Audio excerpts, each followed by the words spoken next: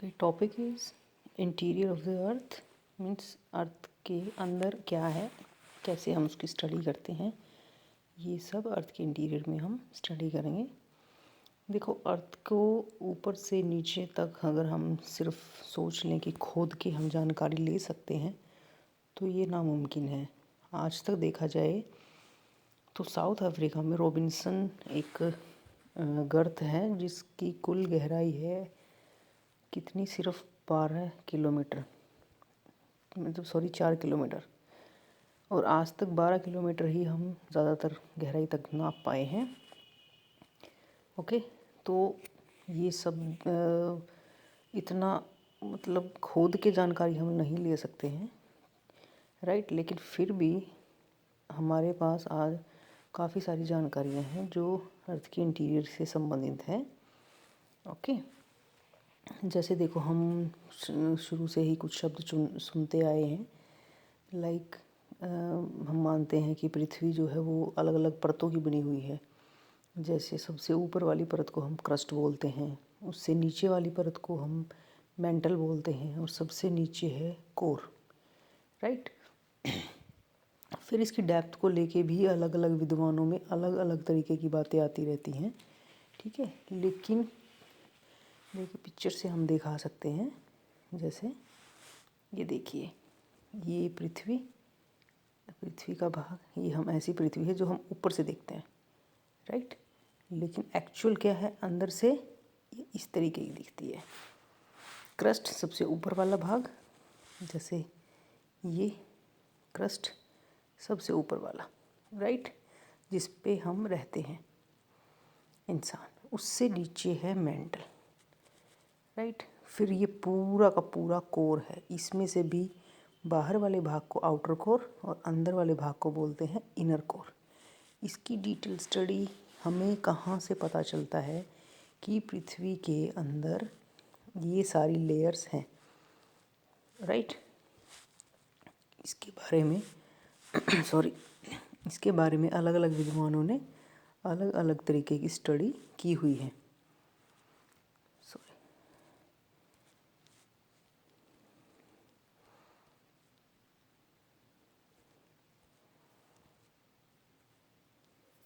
Okay,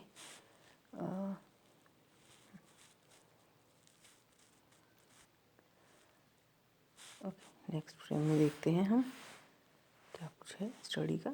ये ऐसे भी दिखती है, क्रस्ट, मेंटल, आउटर कोर और इनर कोर। हम इस तरीके से भी इसको देख सकते हैं।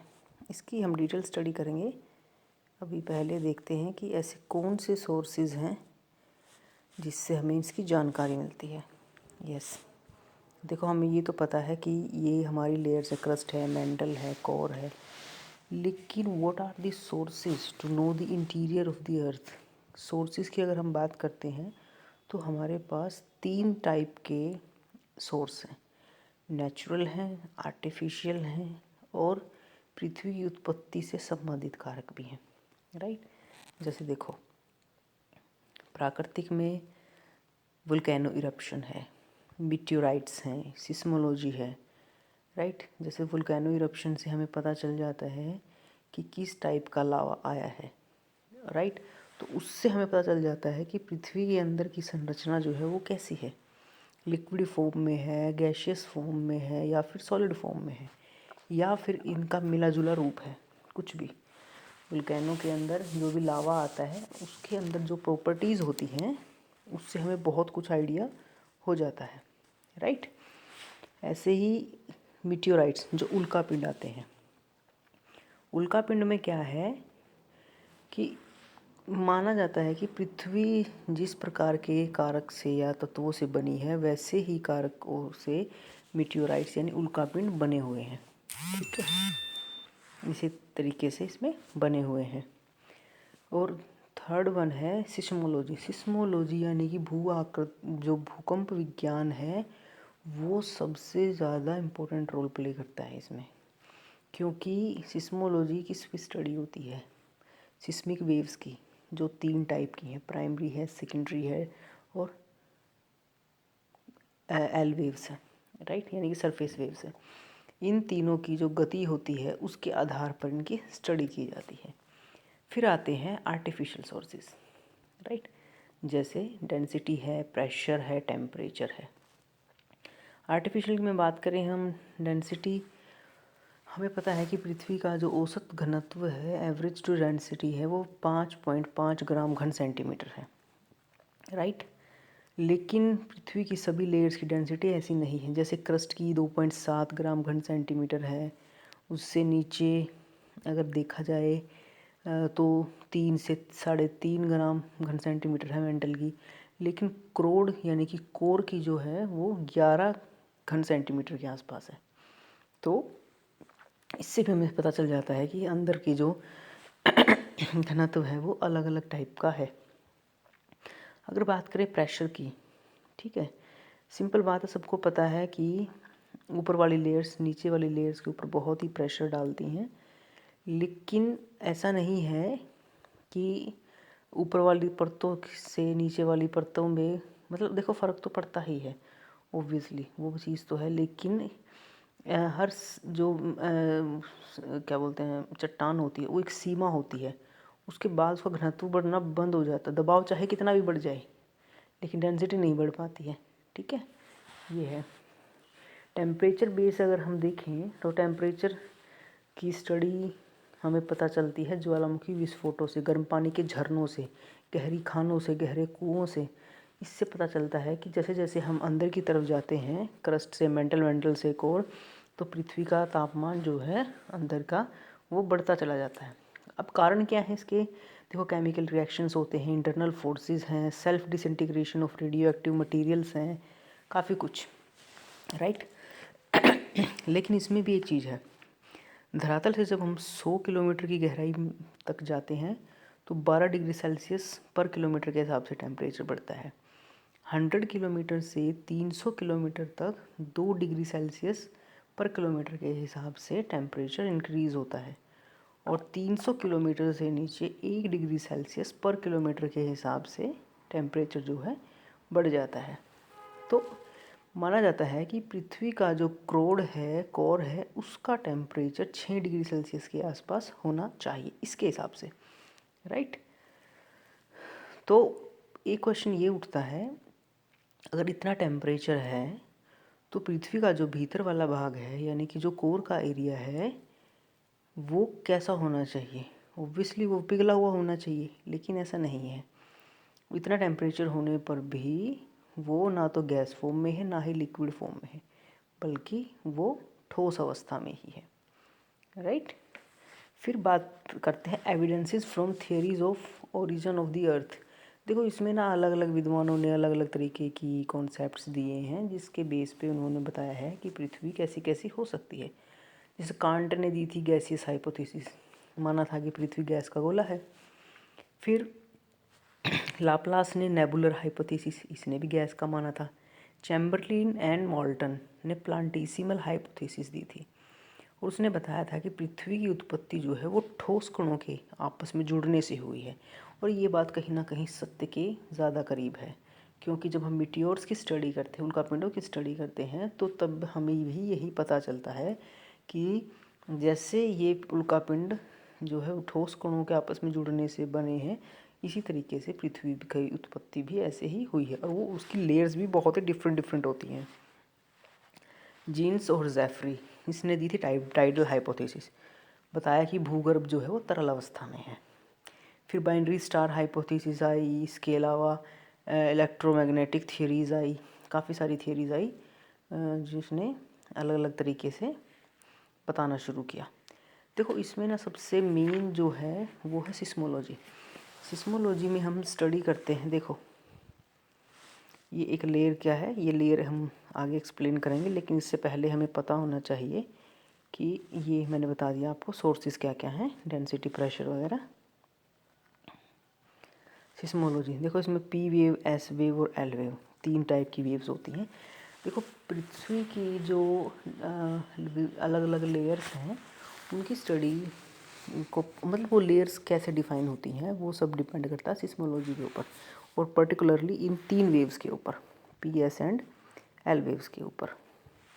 जैसे ये देखो, primary wave, secondary wave and right, दिख रहा है सबको? ठीक है, देखो प्राइमरी वेव यानी कि प्राथमिक तरंगें, मतलब जब भी भूकंप आता है और उसमें जो पहली लेयर आती है जिससे हमें झटके महसूस होते हैं, वो प्राइमरी वेव्स होती हैं, राइट।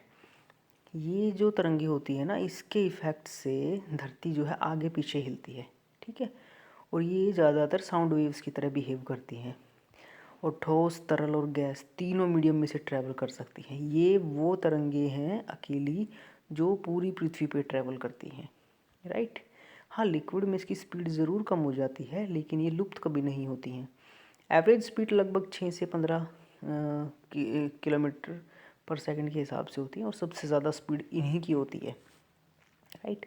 फिर आती है एस वेव्स यानी कि सेकेंडरी वेव्स।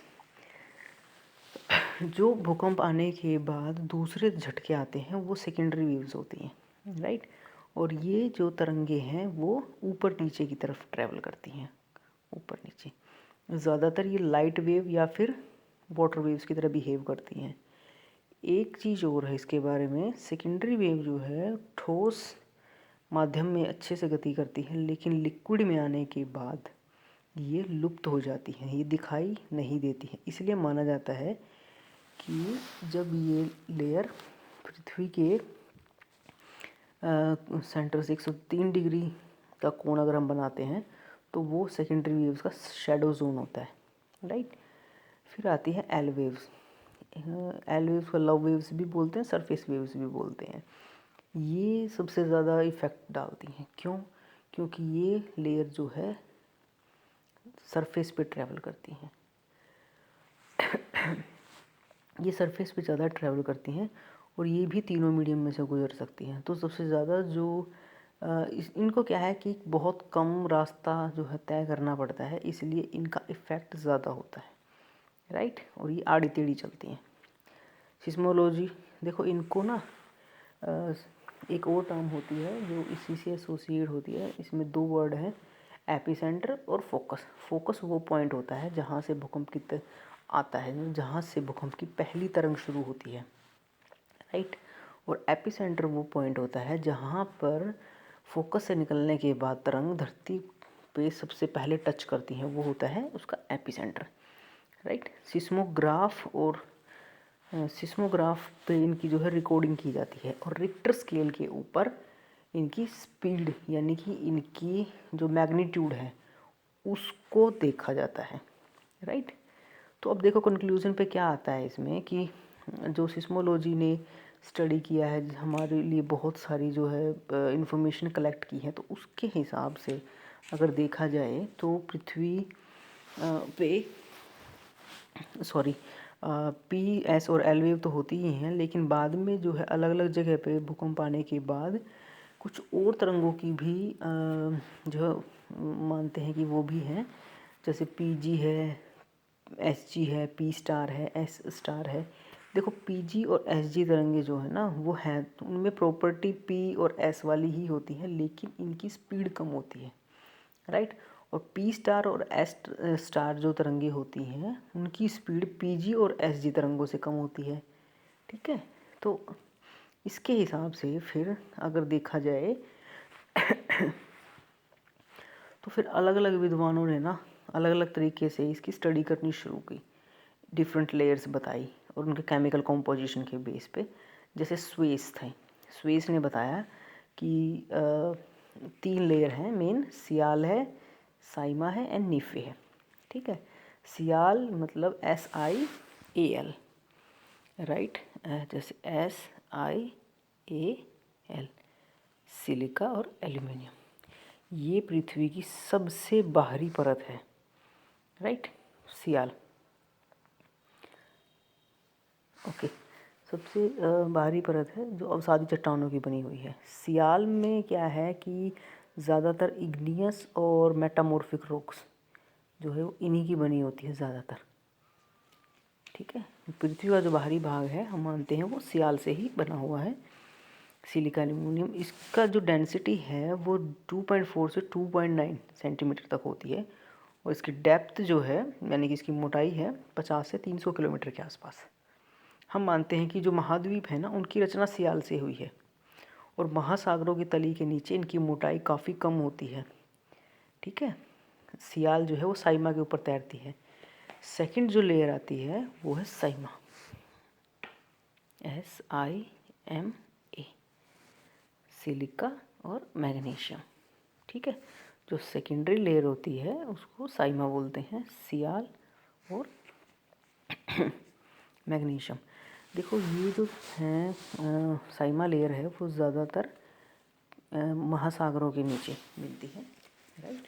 और इसकी डेंसिटी होती है लगभग 2.9 से 4.7 ग्राम घन सेंटीमीटर के आसपास।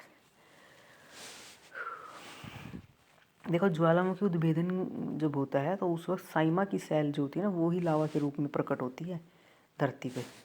ठीक है, तो ये important. NIFE, third one is NIFE, NIFA, nickel और फेरस। देखो पता चल रहा है कि ये ज़्यादा ही हैवी मेटल्स होती हैं, राइट। और पृथ्वी के भीतर वाले भाग में सबसे ज़्यादा जो है यही देखने को मिलती हैं और इनकी डेंसिटी 11 से 13 घन सेंटीमीटर के आसपास हो सकती है, राइट।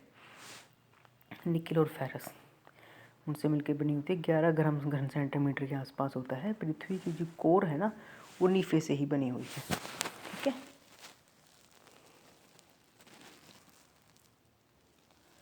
जैसे इससे वही समझा था। डेली ने फिर 3 पॉइंट बताए, outer layer, intermediate layer, central zone, 3 बताए। इसके अलावा होम्स हैं, जो होम्स ने क्रस्ट और सबस्ट्रेटम 3 ही चीज़ें बताई थी, राइट। लेकिन हमारा मेन फोकस जो है वो है इन लेयर्स की स्टडी पे, इस पे फोकस करते हैं। एक minute, different layers of the earth. Seismology की स्टडी से हमें एक चीज़ तो पता चली है कि पृथ्वी को अगर हम लेयर्स में बांटें तो एक एक्सेप्टेड जो और मॉडर्न व्यू निकल के आता है उसके हिसाब से 3 लेयर बनती हैं, क्रस्ट, मेंटल एंड कोर। सबसे ऊपर वाली परत, ये जो क्रस्ट दिख रही है ना आपको, ये 0 to 100 किलोमीटर थिक जो बताई हुई है इन्होंने, वो यही है। तो इसके हिसाब से क्रस्ट, देखो क्रस्ट जो है पृथ्वी का सबसे ऊपर वाला भाग है जो एक पतले कवच के रूप में धरती को घेरे हुए रहता है। ठीक है, पृथ्वी के अगर हम देखें तो टोटल मास का बहुत कम पार्ट है इसमें, लेकिन इसकी 3 लेयर हैं। इसमें कॉन्टिनेंटल क्रस्ट है, ओशियनिक क्रस्ट है और ट्रांजिशनल क्रस्ट है, राइट। कॉन्टिनेंटल क्रस्ट होगी जो कॉन्टिनेंट्स के नीचे पाई जाती है। ज़्यादातर मोटाई होती है 70 किलोमीटर के आसपास इनकी, ज़्यादा नहीं है। कॉन्टिनेंटल क्रस्ट का भी सबसे ऊपर वाला जो भाग होता है वो सेडिमेंट्री रॉक्स से बना हुआ है और इसकी डेप्थ होती है 10 to 15 किलोमीटर्स। इससे नीचे होती है ग्रेनाइट लेयर, ग्रेनाइट रॉक्स की लेयर, वो लगभग 10 to 20 किलोमीटर्स, राइट। इसमें ज़्यादातर इग्नियस और मेटामॉर्फिक रॉक्स होती हैं। डेंसिटी लगभग 2.5 to 2.7 ग्राम घन सेंटीमीटर के आसपास, right. Third one is continental crust. सबसे नीचे वाला भाग जो होता है, जो महाद्वीपों के नीचे जो तीसरे नंबर पे आता है, वो है बसाल्टिक रॉक्स से बना हुआ। 40 किलोमीटर की डेप्थ होती है इसकी और 2.8 to 3.3 ग्राम घन सेंटीमीटर के आसपास इसमें होता है, राइट। देखो इसमें से जो लेयर अगर हम इसको याद रखें तो सबसे ऊपर सेडिमेंट्री रॉक्स की लेयर होती है, देन इग्नियस और metamorphic, then basaltic rocks, right. देखो ओशनिक क्रस्ट में जो अलग अलग लेयर्स होते हैं ना उनको एक डिसकॉन्टीन्यूटी अलग करती है। जैसे ग्रेनाइट और बेसाल्ट के बीच में जो है उसको बोलते हैं कोनार्ड डिसकॉन्टीन्यूटी। ठीक है, वो 10 to 30 किलोमीटर की गहराई पे हमें मिलती है, right. Second one is oceanic crust. Oceanic crust जो है वो मोटाई लगभग 5 से 7 किलोमीटर ही है, का ज़्यादा मोटी लेयर नहीं होती है। फिर भी महासागरीय जो क्रस्ट है उसको उसकी 2 परतें हम मान के चलते हैं। ऊपर वाले तो कुछ 100 मीटर ही होती है, ज़्यादा नहीं है, और ये सेडिमेंट्री रॉक्स की ही बनी होती है। लेकिन इससे नीचे वाली जो है वो बसाल्ट की बनी होती है, right. Third one is transitional crust. देखो कॉन्टिनेंटल और ओशनिक क्रस्ट के जो बीच का कुछ एरिया होता है, जहाँ पे दोनों की प्रॉपर्टीज़ लगभग एक जैसी सी होती हैं, उनको ट्रांजिशनल क्रस्ट बोलते हैं, राइट। फिर बात करते हैं सेकंड लेयर की, मेंटल की। ठीक है, मेंटल में क्या है कि क्रस्ट से नीचे वाला जो भाग हो जाता है ना, उसको बोल देते हैं स्टार्टिंग में मेंटल, राइट। मेंटल, इसकी टोटल डेप्थ है 2900 किलोमीटर के आसपास। डेंसिटी है 4.5 ग्राम घन सेंटीमीटर के आसपास। इसका जो वॉल्यूम है वो अर्थ के टोटल वॉल्यूम का 83% है, राइट। और टोटल मास का 67% है, राइट। इसमें ना बहुत सारी डिसकॉन्टिन्यूटीज़ हैं इस लेयर में, जैसे 410 डिग्री 410 किलोमीटर पे है, 950 किलोमीटर पे है, और 2700 किलोमीटर के है। जैसे सबसे पहले जो क्रस्ट और मेंटल को अलग करती है उसको बोलते हैं मोहो डिसकॉन्टिन्यूटी। ये मोहोर बीसिस के नाम से आई थी, इसको बोलते हैं मोहो डिसकॉन्टिन्यूटी। ठीक है, सेकंड जो है गुटेनबर्ग, ये जो है वो 2700 किलोमीटर के आसपास से 2900 किलोमीटर तक का जो एरिया है उसमें देखने को मिलती है। और क्रस्ट मेंटल का जो सबसे ऊपर वाला भाग है वो स्थेनोस्फीयर कहलाता है, राइट। स्थेनोस्फीयर बोलते हैं उसको, वो इसका सबसे ऊपर वाला भाग होता है। देखो मेंटल को भी ना दो पार्ट में डिवाइड किया गया है, अपर मेंटल और लोअर मेंटल। ठीक है, अपर मेंटल जो है वो मोहो डिसकॉन्टिन्यूटी से स्टार्ट होके और लगभग 950 किलोमीटर तक फैला हुआ है। ठीक है, इसमें भी अगर हम देखा जाए, इसका ऊपर वाला भाग जो है वो जो 410 किलोमीटर तक गहरा है, मोहो डिसकॉन्टिन्यूटी से 410 किलोमीटर तक का जो भाग है वो है जोन ऑफ लो वेलोसिटी, यानी कि स्थेनोस्फीयर, ये सबसे ऊपर वाला भाग, राइट। और जो सेकंड है लोअर मेंटल जो है वो 950 किलोमीटर से लेके 2900 किलोमीटर तक का एरिया है। देखो इसमें ना पी वेव्स की गति तो सबसे ज़्यादा होती है, लगभग 13.7 किलोमीटर पर सेकंड के आसपास। इतनी भारी दबाव होता है कि यहाँ पर पी जो तरंगे हैं वो बहुत ही तेज़ गति से ट्रैवल करती हैं, राइट। और इस भाग में जो है कन्वेंशनल करंट, भूकंप, ज्वालामुखी, महाद्वीपीय विस्थापन, जो भी ऊर्जा प्राप्त होती है वो इसी लेयर से प्राप्त होती है। फिर आती है कोर, 2900 किलोमीटर से लेके 6371 किलोमीटर तक का जो एरिया होता है उसको हम कोर बोलते हैं। कोर के भी दो भाग हैं, आउटर कोर और इनर कोर। देखो कोर और मेंटल के बीच में जो डिसकॉन्टिन्यूटी है उसको गुटेनबर्ग डिसकॉन्टिन्यूटी के नाम से जाना जाता है।